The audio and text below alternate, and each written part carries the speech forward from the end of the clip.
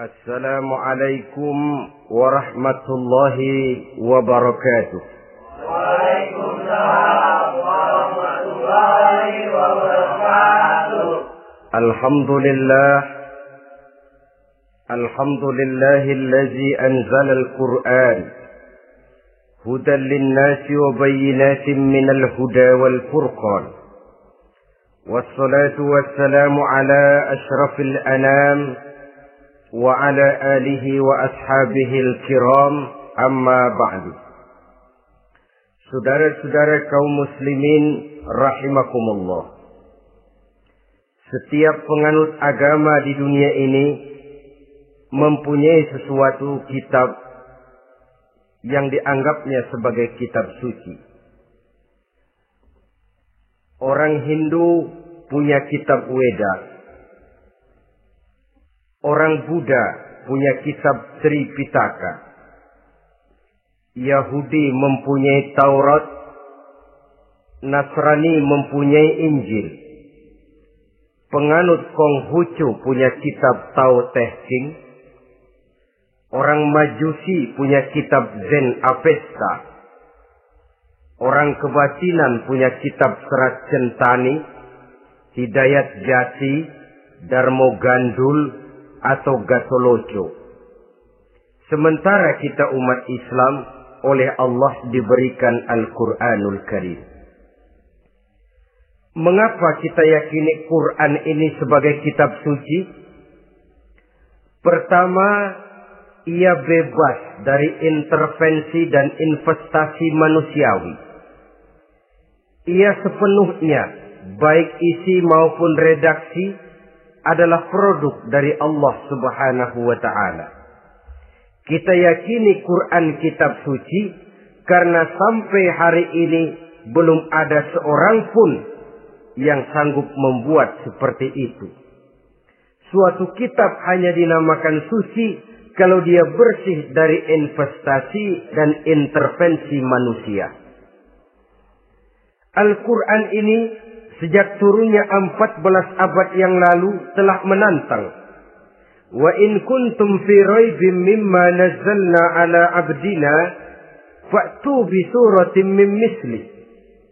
Apabila kamu ragu-ragu terhadap kebenaran Quran yang kami turunkan kepada hamba kami Muhammad, atau kamu menyangka Quran itu cuma bikinan Muhammad saja, cobalah kamu buat satu surah saja semacam Al-Quran.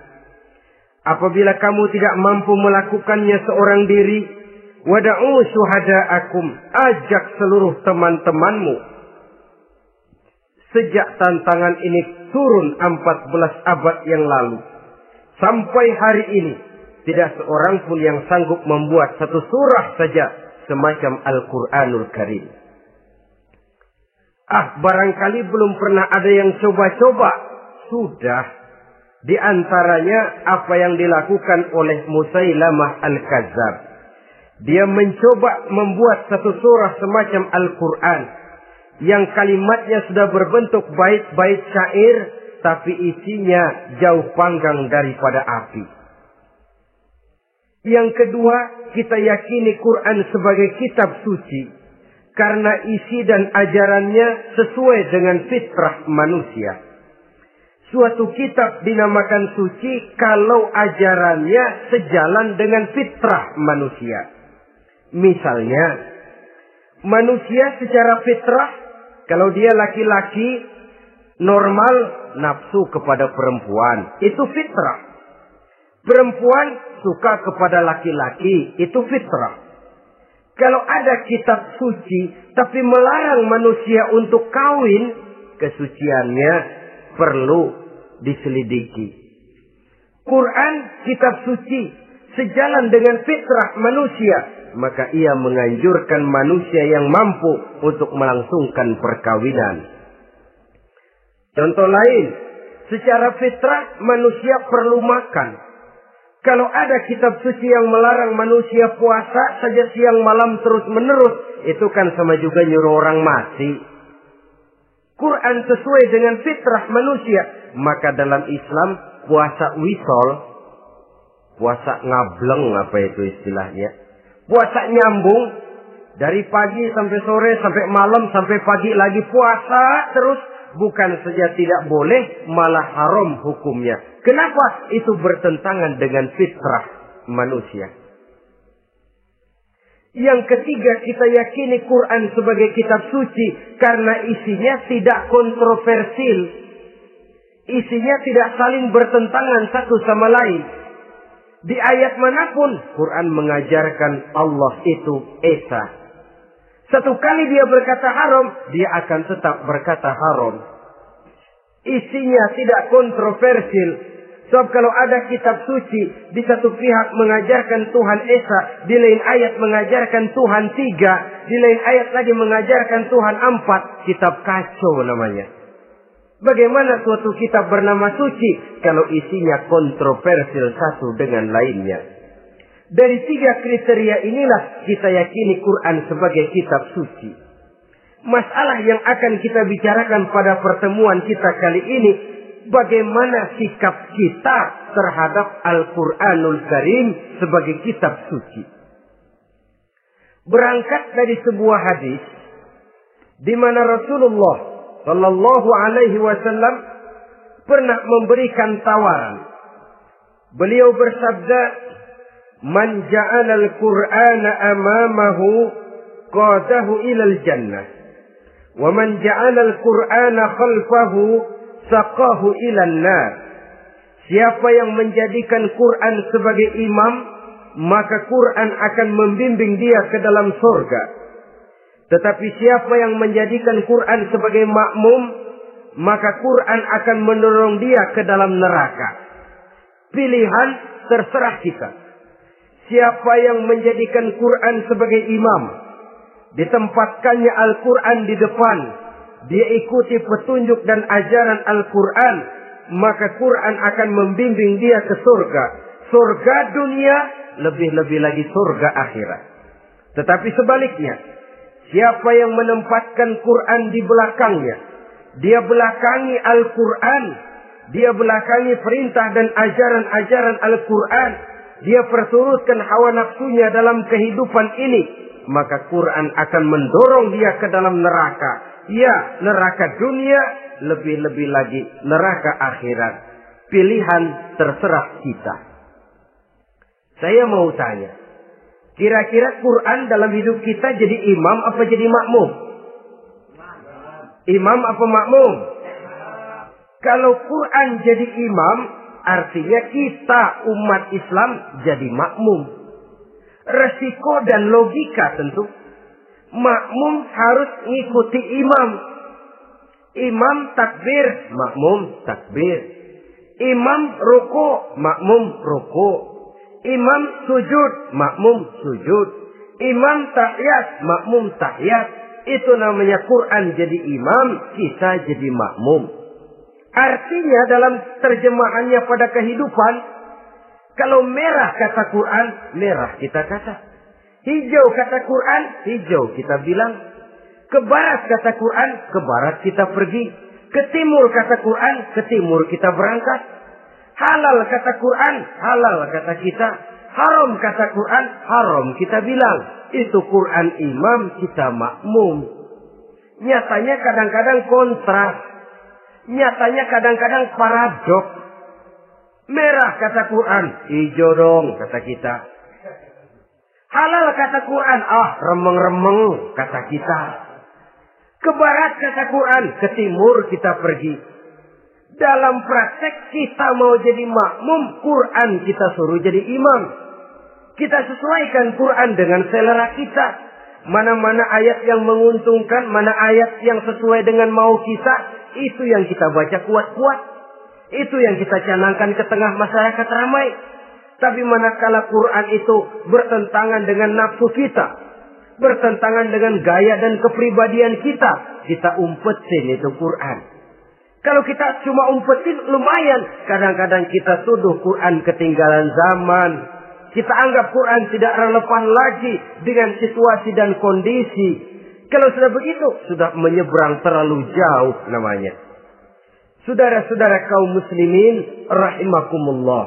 Inilah makna hadis Nabi yang diriwayatkan dari Imam Ali bin Abi Thalib, bersabda Rasul, "Man qara'al Qur'ana fastazharahu fa ahalla halalahu wa harrama haramahu adkhalahul jannah."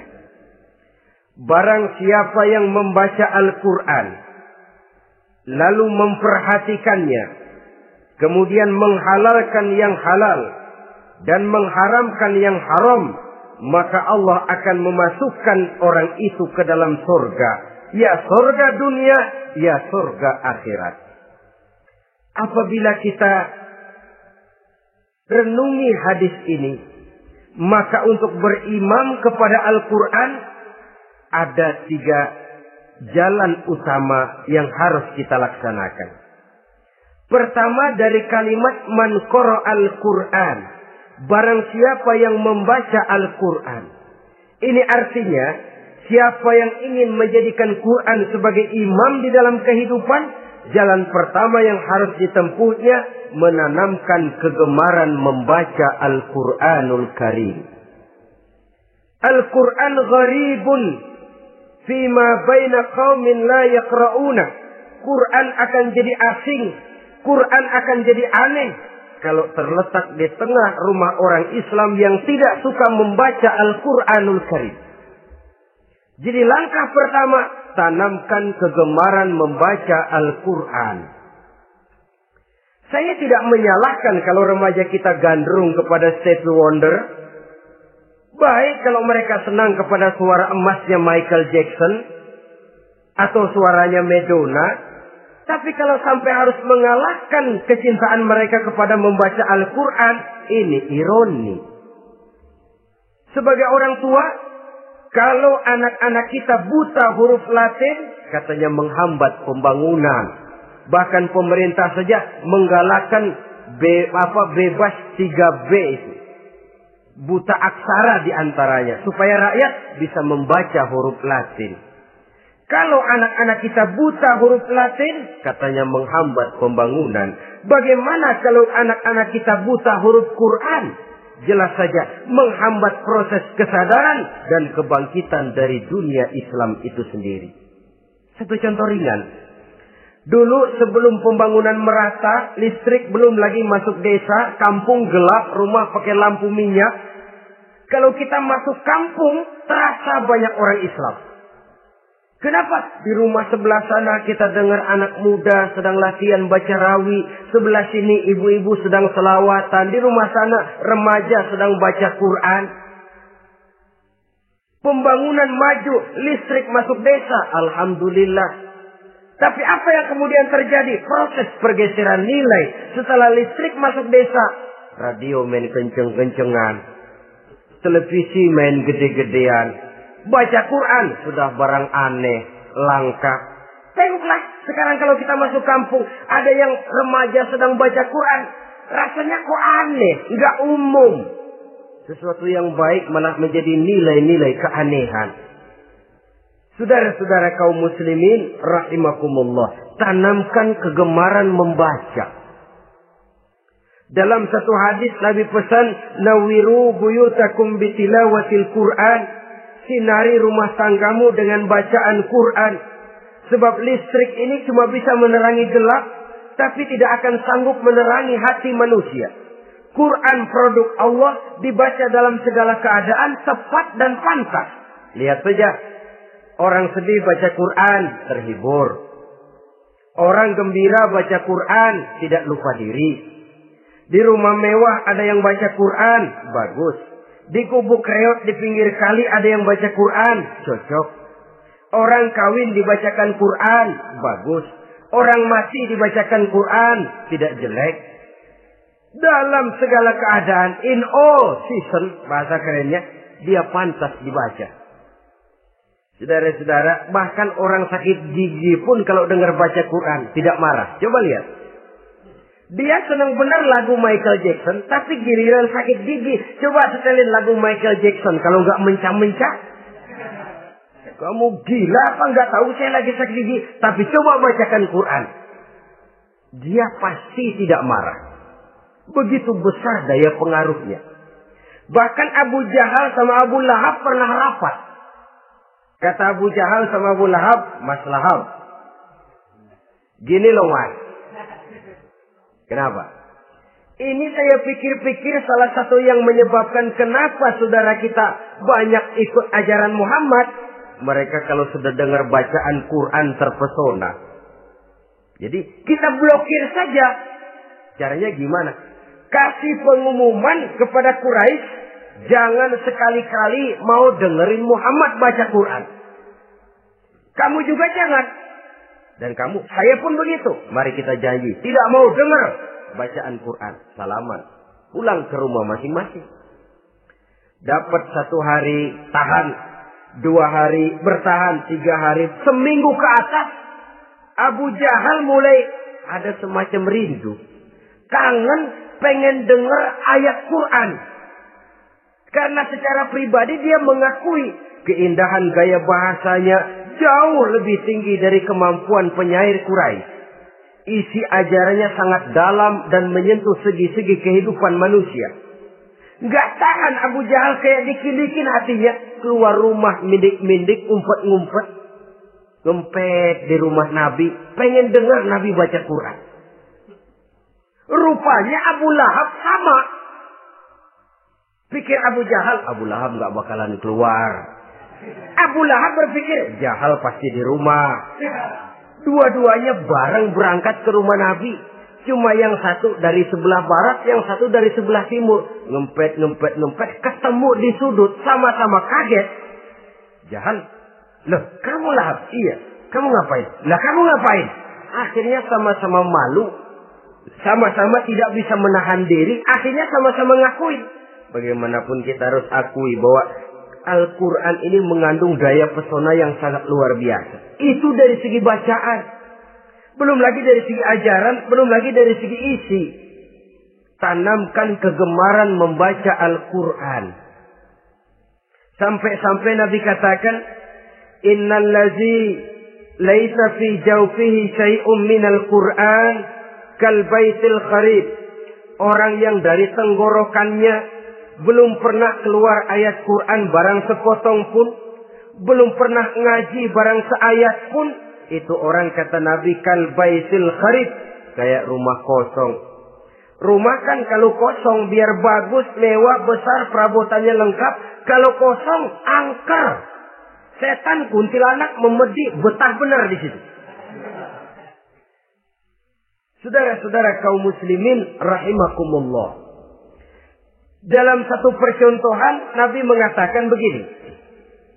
Masalul mu'minil ladzi yaqra'ul Qur'an kamasalil utrujah. Rihuha thayyibun wa ta'muha thayyibun. Orang mukmin yang suka membaca Quran adalah ibarat buah utrujah. Baunya wangi, rasanya lezat. Kira-kira kalau di negeri kita buah apa utrujah itu? Semacam jeruk yang manis lah. Sudah baunya wangi, rasanya enak. Itu buah itu. Orang mukmin yang suka baca Quran kayak buah itu. Baunya wangi, rasanya enak. Artinya syiarnya hidup, isinya memang orang mukmin. Sebaliknya, wa masalul mu'minil ladzi la yaqra'ul Qur'an kamasalit tamrah la riha laha wa ta'muha hulwun. Orang mukmin yang tidak suka baca Quran kayak korma. Rasanya emang manis, cuman kagak ada baunya. Artinya apa? Siarnya kurang. Kalau orang belum tapi kenal kan kagak mau makan kurma. Kenapa? Nggak ada baunya. Daya tariknya kurang, walaupun rasanya enak.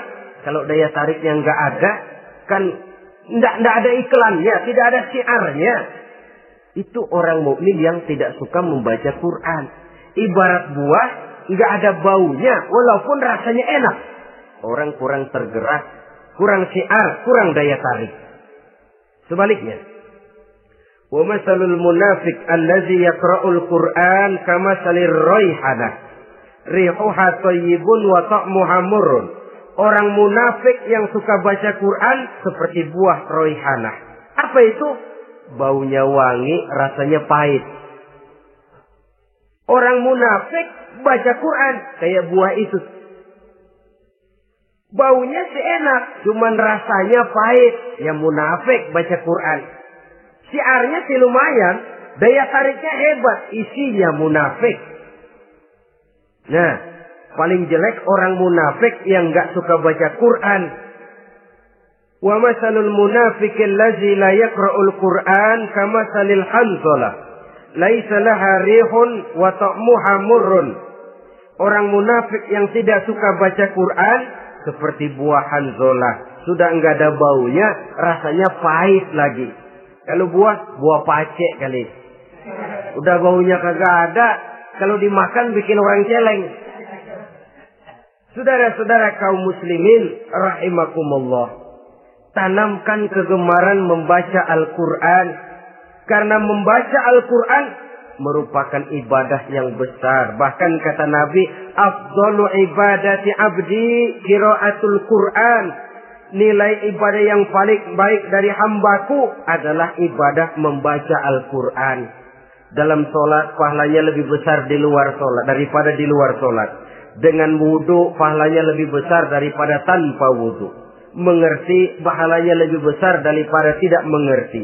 Tapi tidak mengerti pun jangankan membaca, mendengar saja orang baca Quran dengan baik sudah didoakan untuk mendapat rahmat. Berpahala mendengar bacaan Al-Quran walaupun tidak mengerti. Apalagi membaca sendiri, apalagi mengerti apa yang kita baca. Tentu pahala itu akan jauh lebih besar. Ini yang pertama. Tanamkan kegemaran membaca Al-Quranul Karim. Yang kedua, dalam hadis tadi, fastazharuhu. Man qara'al Qur'ana fastazharuhu. Siapa yang membaca Al-Quran kemudian memperhatikannya. Jadi kalau kita mau berimam kepada Al-Quran, setelah menanamkan kegemaran membaca, yang kedua, perhatikan, pahami isinya. Jangan seperti monyet pakai mahkota, ketawa girang, cengengesan, tapi dia tidak tahu arti kebesaran mahkota yang disandangnya. Bangga dengan Al-Quran, tapi apa kandungannya kita tidak mengerti. Untuk memahami Al-Quran ini, caranya bagaimana? Tentu mudah saja. Seperti contoh, kalau kita ingin mengerti caranya bikin tahu, jangan bertanya kepada montir mobil. Montir mobil ahli betul urusan mesin. Tapi kalau urusan tahu, tanya dong tukang tahu. Untuk mengerti rahasia dan seluk-beluk Al-Quran, kita harus bertanya kepada orang yang memahami seluk-beluk Al-Quran. Para ulama, para kiai, para ustadz. Yang kita tahu kualitas keilmuannya, kita yakini loyalitas dan integritasnya kepada Islam ini. Kenapa? Ayat-ayat Quran itu elastis.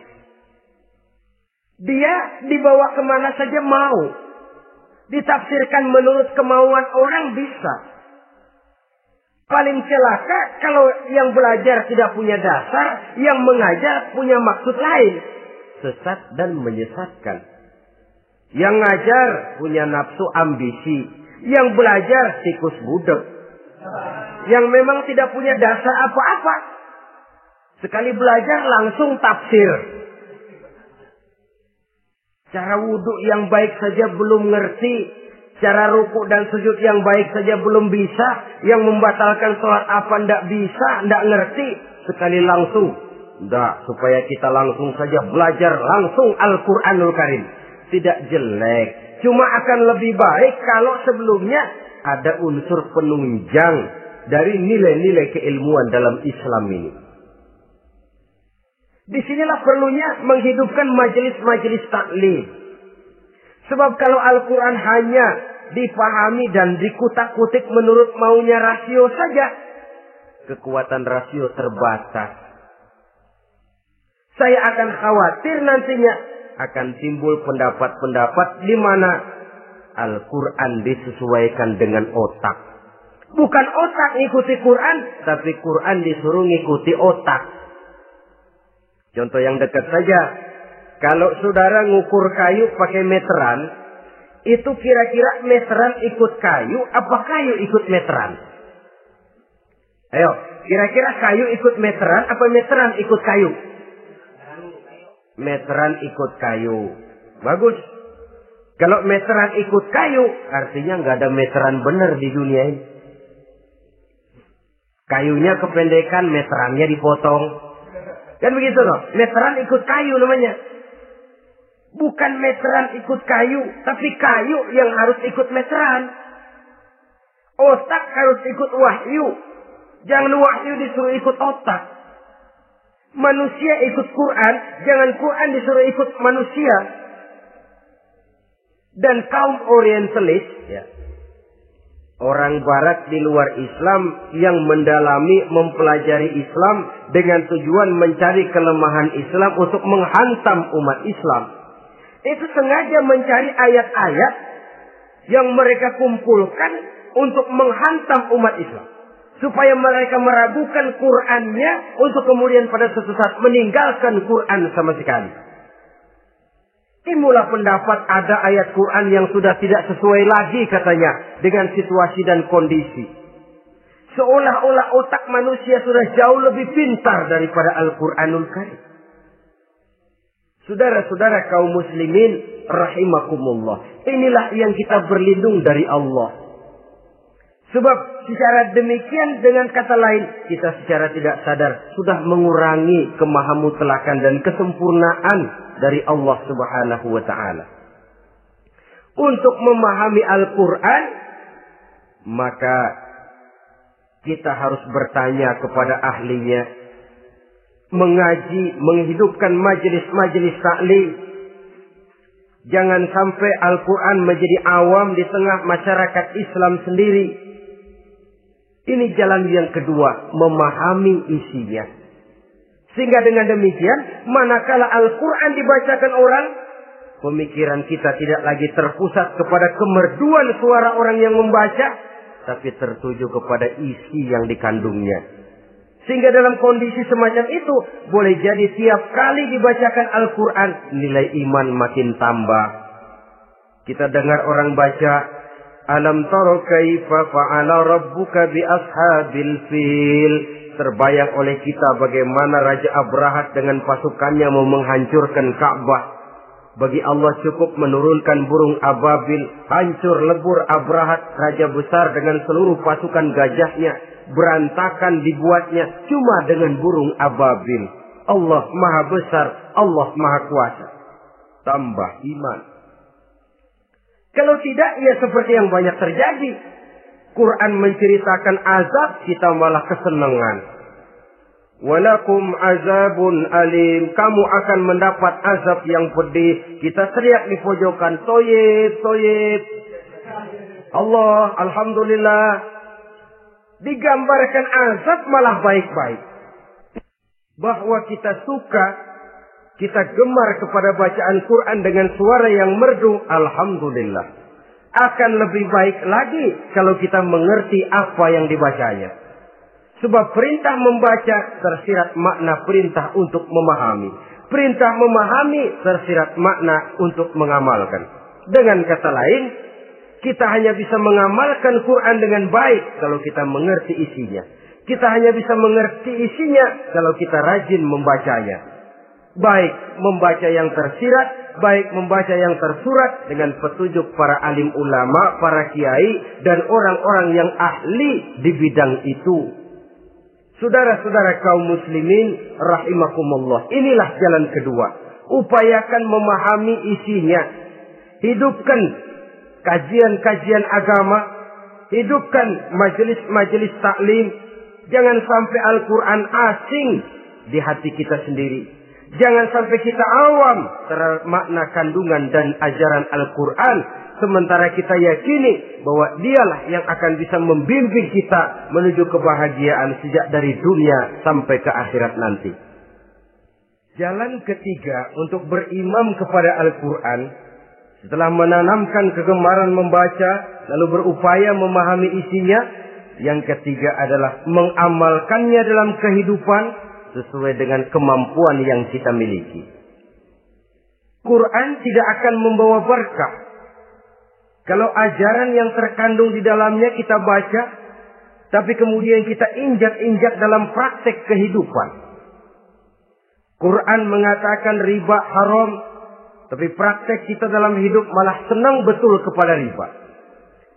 Quran mengajarkan jagalah kesatuan persatuan dan ukhuwah Islamiyah. Praktek yang kita lakukan malah centang perenang, malah saling bertolak belakang, malah kadang menjegal kawan seiring, menggunting dalam lipatan, ramai kita dengan kita. Lalu kelemahan pun menjadi kenyataan di mana-mana. Quran sekali lagi tidak akan membawa berkah kalau yang kita baca kita injak-injak.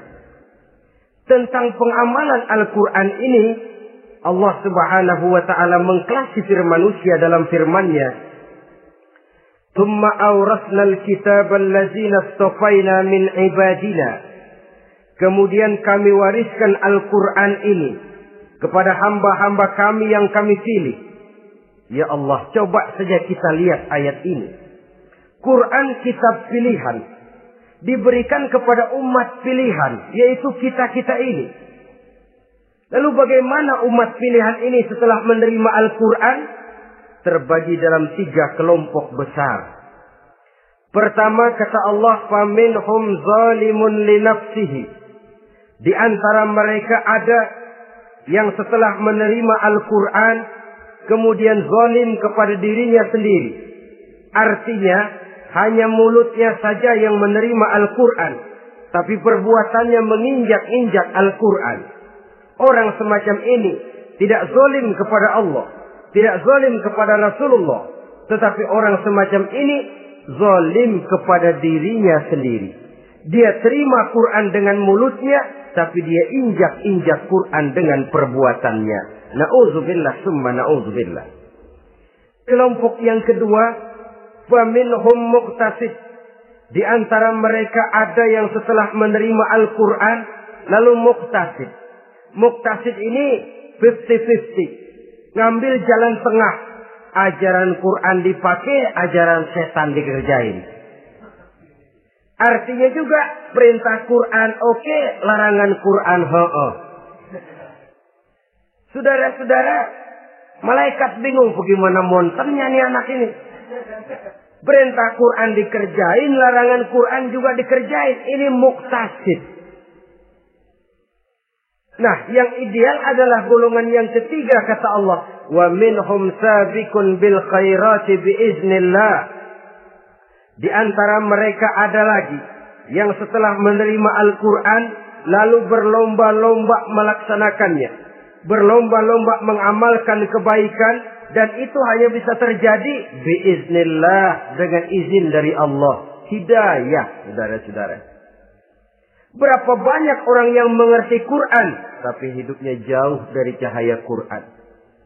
Berapa banyak orang yang ahli Quran tapi cahaya Quran tidak menerangi kehidupannya. Berapa banyak orang yang ahli hukum tapi bikin bingung masyarakat dengan fatwanya. Saudara-saudara kaum muslimin, kenapa bisa terjadi? Itu tidak ada hidayah, tidak biiznillah, tidak ada izin dari Allah. Maka bisa membaca Quran, alhamdulillah. Bisa memahaminya, kita bersyukur kehadirat Allah. Lebih penting dari itu, kita mohon hidayah agar bisa mengamalkannya sesuai dengan kemampuan kita. Saudara-saudara kaum muslimin rahimakumullah. Mana yang lebih banyak di zaman kita sekarang ini? Kita bisa analisa. Ada yang menerima Quran hanya dengan mulutnya saja. Kalau ditanya, Tuhanmu siapa? Allah. Kiblatmu mana? Ka'bah. Saudaramu siapa? Umat Islam. Kitab sucimu apa? Quran. Kamu bisa baca? Enggak. Ya, kalau cuma enggak bisa baca, barangkali kadang-kadang Quran saja pun tidak punya. Ini yang ironi, ini yang menyedihkan. Saudara-saudara kaum muslimin rahimakumullah. Tanpa melaksanakan konsepsi Al-Quran di dalam kehidupan, maka kesenangan kita membacanya, pengertian kita tentang Al-Quran barangkali tidak akan bisa berbuat terlalu banyak di dalam kehidupan. Maka sekarang ini sudah ada terjemahan Quran dalam bahasa Indonesia, dalam bahasa daerah, dalam bahasa Inggris, Belanda, bahkan Jerman, yang masih harus terus dan selalu ditingkatkan terjemahan Quran di dalam kehidupan.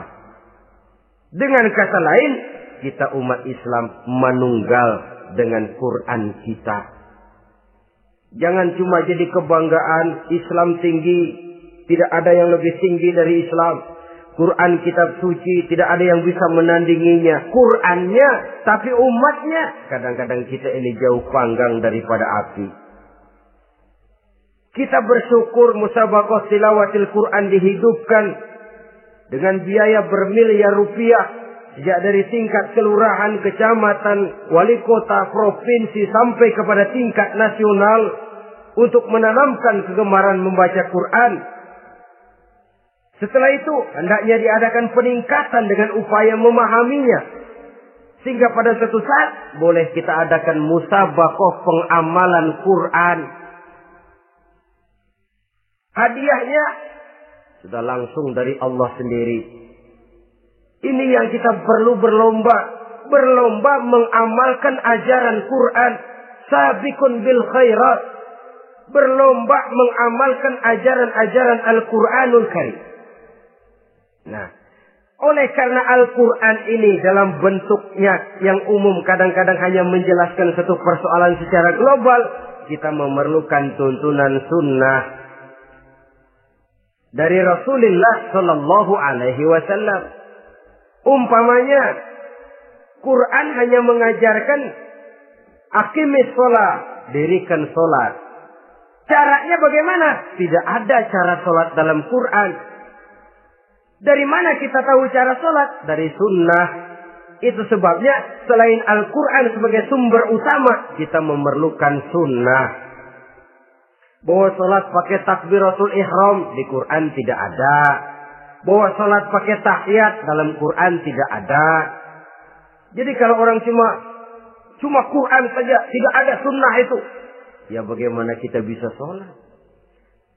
Quran cuma mengatakan wa atimul hajja wal umrata lillah, laksanakan haji dan umrah karena Allah. Bagaimana manasik haji? Bagaimana cara sa'i? Bagaimana cara wukuf? Bagaimana cara melontar? Tidak ada dalam Quran. Yang memuat itu tidak lain sunnah. Untuk memahami Quran dan sunnah ini, kita memerlukan orang yang menguasai Quran dan sunnah. Oleh karena itu, kita perlu petunjuk kepada para ulama. Itu sebabnya Quran sendiri mengatakan, wa in tanaza'tum fi syai'in farudduhu ila Allahi wa rasulih. Apabila kamu berbeda pendapat tentang suatu persoalan, kembalikan kepada Allah dan Rasulnya. Kembalikan kepada Allah artinya kembalikan kepada Quran. Kembalikan kepada Rasul maksudnya kembalikan kepada sunnah. Siapa yang mengerti Quran dan sunnah? Para ulama yang kualitas ilmunya kita yakini, loyalitas dan kredibilitas serta integritas keislamannya bisa menjadi panutan. Saudara-saudara kaum muslimin rahimakumullah. Dengan demikian, kalau orang berkata langsung saja memahami Quran, sekarang kan sudah banyak terjemahannya, tidak usah lewat ulama-ulamaan. Saya tidak mencela, cuma agak mengkhawatirkan.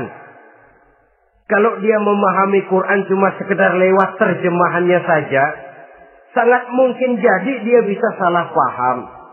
Kita memerlukan bantuan sunnah, kita memerlukan petunjuk para ulama yang menguasai di bidang itu. Kembalikan kepada Quran dan sunnah, artinya bertanya kepada orang yang memahami Quran dan sunnah. Loh, dengan begitu kan akan terjadi perbedaan pendapat. Perbedaan pendapat sesuatu yang halal sepanjang tidak menyebabkan kita berpecah belah. Halal berbeda pendapat. Asal diletakkan pada proporsinya. Apalagi kalau perbedaan pendapat itu cuma masalah teknis, bukan masalah prinsip. Kenapa tidak pulang saja kepada tuntunan Quran?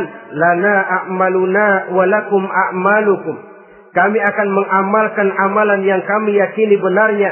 Saudara persilahkan mengamalkan amalan yang saudara yakini benarnya. Sama-sama punya alasan, sama-sama punya dalil. Tidak usah saling menyalahkan. Tidak usah saling mengklaim, merasa yang paling benar, orang lain salah semua. Kemukakan argumen, jangan sentimen. Harus dengan semangat mencari kebenaran, bukan untuk mencapai kemenangan. Kalau sentimen lebih penting dari argumen. Kalau kemenangan lebih diutamakan dari mencari kebenaran. Yang berlaku kadang-kadang gengsi. Kalau sudah gengsi, yang bicara emosi. Kalau sudah emosi, istilah kita di kampung, ngambek. Gedean ilmunya sama ambeknya. Kadang-kadang, saya kalau nggak jadi imam, nggak mau sembahyang di situ. Kalau nggak jadi imam, orang lain dianggapnya kagak sah sembayangnya. Pokoknya kalau nggak ngaji sama saya, Islamnya kurang benar. Mengklaim. Perbedaan pendapat wajar, halal, asal tidak menyebabkan kita berpecah belah. Dan sewajarnya kita lebih berusaha mencari titik pertemuan, memperbesar persamaan, dan bukan mengutak-utik perbedaan. Kadang-kadang inilah penyakit kita nih. Satu kunut, satu tidak sembahyang subuhnya. Bisa RT. Satu usoli, satu tidak. Bisa RW. Satu azan sekali Jumatan, satu dua kali. Bikin masjid lagi. Kenapa bukan persamaannya yang dicari? Kenapa justru perbedaannya yang diperbesar? Yang masalah macam ini sampai kiamat tidak pernah selesai. Kan lebih baik kalau kita ditanya orang, Pak, sholat subuh itu pakai kunut apa tidak sih? Kalau saya pakai. Kalau yang tidak pakai kunut bagaimana Pak? Betul, kata yang tidak pakai. Jadi yang pakai kunut betul. Betul, karena saya pakai kunut. Yang tidak juga betul. Betul, kata yang tidak pakai.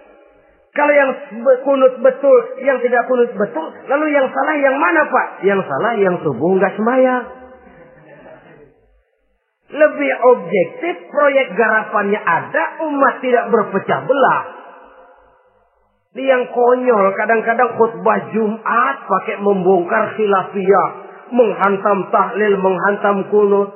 Selesai sembahyang Jumat, apa yang terjadi? Umat resah, masyarakat gelisah, polemik timbul, masalah tidak terselesaikan. Orang jadi khotib itu raja dalam mimbar Jumat, siapa yang mau bantah dia? Kalau memang mau buka itu persoalan khilafiyah, buka dalam forum khusus. Adakan pengajian, jelaskan masalahnya secara luas, mendasar. Jangan mengklaim dan memponis. Berikan kebebasan kepada umat untuk menilai masalahnya selesai. Yang tidak puas bisa bertanya. Saudara-saudara, sudah lewat masanya kita meributkan soal itu. Sudah datang waktunya di mana kita lebih mementingkan dan membicarakan masalah-masalah yang lebih mendesak dihadapi oleh umat. Kemiskinan misalnya. Kebodohan misalnya. Keterbelakangan umpamanya. Peluang untuk mendapatkan pendidikan yang layak bagi anak-anak kita yang berotak cerdas tapi tidak punya kemampuan ekonomi umpamanya. Itu akan lebih objektif ketimbang kita membicarakan masalah-masalah yang sampai kiamat tidak akan pernah selesai. Yang hanya akan menyebabkan kita menjadi lemah, persatuan koyak, solidaritas sosial lalu menurun, saling curiga menjadi tumbuh karenanya, dan pada akhirnya kita tidak akan pernah bisa berbuat banyak. Untung kalau tidak menjadi tertawaan bagi orang yang berdiri di luar pagar. Saudara-saudara kaum muslimin rahimakumullah. Sekali lagi, Al-Quran tidak akan membawa berkah kalau yang kita baca, kita injak-injak. Oleh karenanya, untuk berimam kepada Quran ini, sekali lagi pertama, tanamkan kegemaran membaca. Yang kedua, upayakan memahami isinya melalui bimbingan orang yang ahli bidang itu. Yang ketiga, amalkan sesuai dengan kemampuan. Sebab itu ada prinsip, kalau isi suatu hadis nampaknya bertentangan dengan otak, kesohihan hadis itu boleh diperiksa. Tapi kalau ayat Quran nampaknya bertentangan dengan otak, otaknya yang harus diperiksa. Jangan Qur'annya lalu disesuaikan dengan otak. Sebab kalau kita sudah berani berteori, ada ayat Quran yang tidak sesuai dengan keadaan. Ayat yang mana? Yang ini. Tahun depan tambah lagi. Tahun depan tambah lagi. Makin lama makin habis Al-Quran itu. Yang perlu diperbarui cara kita memahami Quran. Bukan dengan mengemukakan teori ayat Quran kehilangan relevansi. Cara kita memahami barangkali yang kurang relevan. Dalam situasi, dalam konteksnya dengan situasi dan kondisi. Jangan lupa, Al-Quran ini kan untuk semua umur.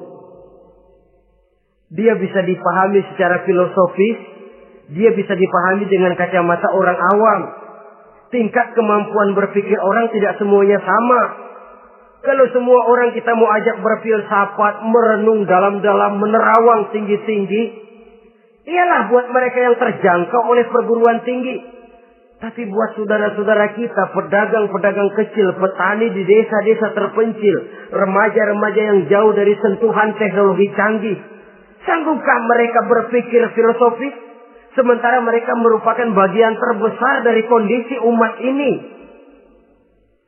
Saudara-saudara kaum muslimin, oleh karenanya ditentang membaca, memahami dan mengamalkan, Rasulullah Sallallahu Alaihi Wasallam pernah memberikan sugesti.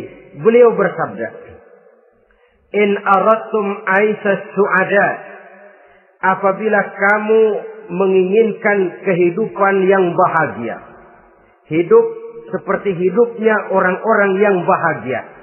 Dan tentu ini keinginan kita semua.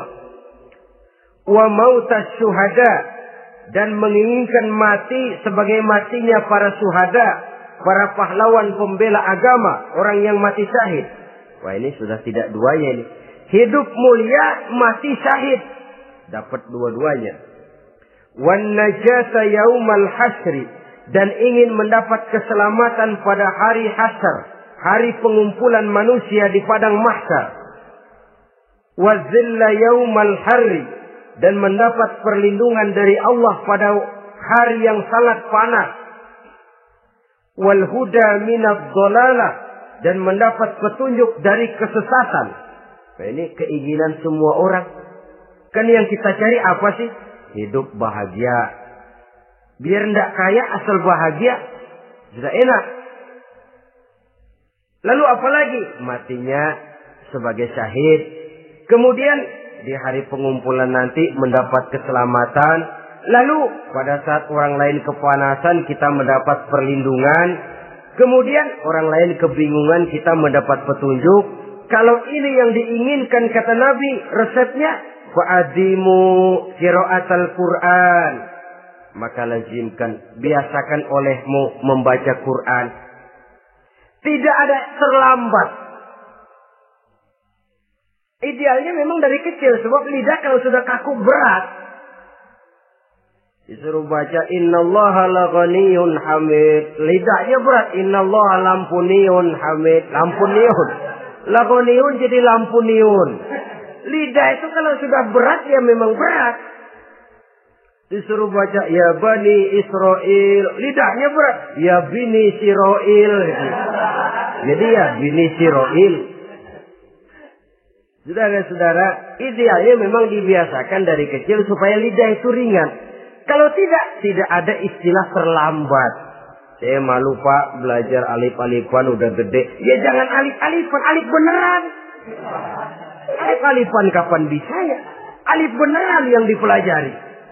Tidak ada istilah terlambat, tidak ada istilah malu untuk belajar Al-Quran ini. Saudara-saudara kaum muslimin rahimakumullah. Ini sugesti untuk menanamkan kegemaran membaca. Lalu sugesti untuk memahaminya. Tentu banyak ayat, banyak hadis. Mengapa tidak diantara kamu sekelompok orang yang berangkat untuk memperdalam, memahami agama. Falaula nafaro min kulli firqatin minhum ta'ifatun liyatafaqahu fid din. Di tengah kelompok orang yang berangkat belajar teknologi canggih, di tengah grup orang yang mendalami ekonomi, di tengah kelompok orang yang membidangi hukum, di tengah kelompok orang yang sibuk meneliti ilmu-ilmu kedokteran, mengapa tidak ada kelompok orang yang secara takhasus liyatafaqahu fid din, mendalami agama ini, mendalami Quran ini? Harus ada. Lalu sugesti untuk mengamalkan Al-Quran kelihatan dari peringatan Allah yang kita bisa temukan pada surah Toha ayat 124 sampai dengan 127. Wa man a'rada an zikri, barang siapa yang berpaling dari peringatanku, kata Allah. Barang siapa yang berpaling dari Al-Quran ini, dia terima Al-Quran, dia imani Quran, tapi dia berpaling dari ajarannya, dia injak-injak apa yang seharusnya dia amalkan, dia perturutkan hawa nafsunya, maka kata Allah, fa inna lahu ma'isyatan dhanka, dia akan diberikan satu penghidupan yang sempit. Inna lillahi wa inna ilaihi raji'un. Diberikan hidup yang sempit. Kalau hidup sudah terasa sempit, bagaimanapun luasnya rumah, sempit. Kalau hidup sudah terasa sempit, bagaimanapun banyaknya harta, sumpek. Kalau sudah hidup ini terasa sempit, bagaimanapun luasnya pergaulan, tidak ada tempat kita bertanya, melarikan persoalan, membagi rasa. Siapa yang berpaling dari Quran, dia akan diberikan penghidupan yang sempit. Bukan dagangnya tidak untung, bukan kerjanya tidak digaji, tapi kesempitan hati lebih bahaya loh dari kesempitan ekonomi. Itu di dunia. Di akhirat, wa nahsyuruhu yaumal qiyamati a'ma. Di akhirat nanti dia akan dikumpulkan oleh Allah dalam keadaan buta. Ya Allah, ya Rasul. Padahal ke akhirat kita baru tumben. Sekali ke akhirat buta. Masya Allah. Di tempat kita lahir saja, kalau tadinya kita melihat, tahu-tahu menjadi buta, kita bingung. Padahal jalan sudah pernah kita lihat, arah sudah pernah kita tahu. Bagaimana di padang mahsyar nanti? Kemana jalan yang akan ditempuh? Kepada siapa kita hendak bertanya? Mana teman, mana istri, mana anak? Buta pula kita. Satu kesengsaraan yang merupakan puncak kesengsaraan. Dikala itu orang yang semacam tadi protes. Rabbi, lima hasyartani a'ma wa qad kuntu basira. Wahai Allah, kenapa hari ini saya dikumpulkan dalam keadaan buta? Padahal ketika di dunia dulu saya melihat, saya menyaksikan gunung yang menjulang tinggi ke angkasa. Saya melihat lautan yang luas terhampar biru membentang. Saya saksikan tanah, sawah luas menguning. Saya saksikan keindahan alam. Di dunia saya melihat Allah. Kenapa sekarang saya dikumpulkan dalam keadaan begini? Protes dia, tidak terima dia. Allah jawab, kadzalika atatka ayatuna fanasisaha. Kata Allah, begitulah memang. Dahulunya waktu di dunia telah datang ayat-ayat kami kepadamu. Telah turun Al-Quran. Telah datang agama. Fanasisaha. Tapi kamu lupakan dia. Kamu lupakan Quran. Kamu lupakan Islam. Datang ayat, turun Quran, turun agama. Kamu belaga pilon. Kamu belaga enggak tahu. Wa kadzalikal yauma tunsa. Maka hari ini pun begitulah kamu dilupakan. Sebagaimana dulu waktu di dunia, kamu telah melupakan ayat-ayatku, melupakan kitabku, melupakan ajaran-ajaranku. Hari ini kamu pun dilupakan. Seolah-olah Tuhan cuma nggak bilang, mereka protes, Tuhan, kenapa saya buta padahal di dunia saya ngelihat. Kata Tuhan, kalau bahasa kita, lu rasain. Lu sih, kenapa dulu di dunia? Pura-pura nggak lihat. Kenapa waktu di dunia? Pura-pura nggak tahu. Kenapa waktu di dunia? Kamu lupakan Quran. Maka hari ini pun engkau kami lupakan. Wa kadzalika al-yawma tunsa. Wa kadzalika najzi man asrafa wa lam yu'min bi ayati rabbih wal azabul akhirati asyaddu wa abqa. Demikianlah kami membalas orang yang berlebih-lebihan, orang yang melampaui batas dan tidak mau beriman kepada ayat-ayat Tuhannya, dan sungguh siksa akhirat itu lebih dahsyat dan lebih kekal. Siksa dunia mungkin kelaparan, kekurangan ekonomi, kekurangan pakaian, tapi berapa hari paling lama seumur manusia? 70 tahun umur kita, ya paling lama begitulah. Tapi siksa akhirat, kesengsaraan akhirat, kesengsaraan neraka, asyaddu wa abqa, lebih dahsyat dan lebih kekal. Di zaman sekarang orang bukan cuma berbuat potong kompas, berpikir pun potong kompas, berpikir pun ngambil jalan pintas. Dia lebih memilih kesenangan yang sedikit dengan mengorbankan kesenangan yang abadi.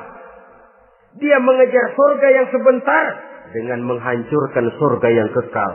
Dicarinya surga dunia, hidup cukup, rumah bagus, makan bagus, pakaian bagus, istri bagus, dengan menghalalkan segala macam cara, berpaling daripada kehidupan agama, lalu menginjak-injak Al-Quranul Karim. Kita berlindung kepada Allah, jangan sampai dimasukkan dalam kelompok yang di akhirat nanti dibangkitkan dalam keadaan buta. Na'udzubillah summa na'udzubillah.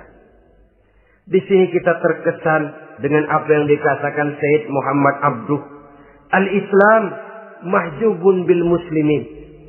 Kebesaran Islam kadang-kadang tertutup oleh tingkah laku umat Islam sendiri. Keluhuran dan kesempurnaan Al-Quran tertutup oleh kebodohan umat Islam. Sedangkan untuk mengungkapkan rahasia Al-Quran ini diperlukan keahlian yang kompleks. Saudara yang di Fakultas Teknik belajar teknologi, ungkap buka rahasia Quran di bidang teknologi. Saudara yang di bidang kedokteran, ungkap buka rahasia Al-Quran di bidang kedokteran.